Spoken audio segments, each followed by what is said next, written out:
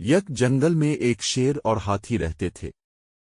شیر خود کو جنگل کا بادشاہ سمجھتا تھا اور سب جانوروں سے ڈرتا تھا، لیکن ہاتھی شیر کے دبدبے سے بالکل نہیں ڈرتا تھا کیونکہ وہ بہت بڑا اور طاقتور تھا۔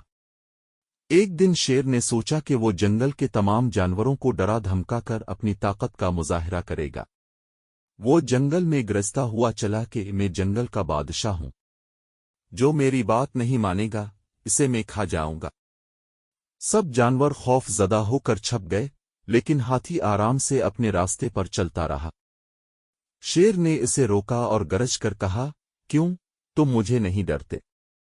ہاتھی نے سکون سے جواب دیا، شیر، میں تمہیں ڈرنے کی ضرورت نہیں سمجھتا، میں تم سے بہت بڑا اور طاقتور ہوں، تم چاہو تو میری طاقت آزماؤ۔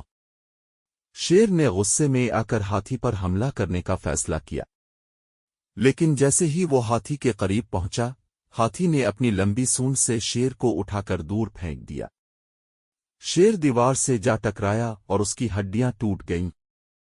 شیر نے درد سے کراہتے ہوئے کہا، مجھے معاف کر دو، میں اپنی غلطی مانتا ہوں، میں نے تمہیں کمزور سمجھا تھا لیکن تم نے مجھے سبق سکھا دیا۔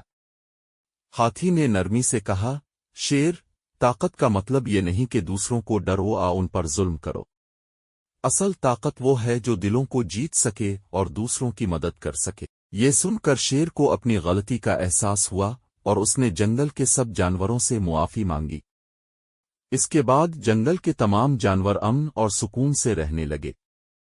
یہ کہانی ہمیں سکھاتی ہے کہ اصل طاقت دوسروں کو ڈرانے یا دبانے میں نہیں بلکہ ان کے ساتھ محبت اور عزت سے پیش آنے میں ہے۔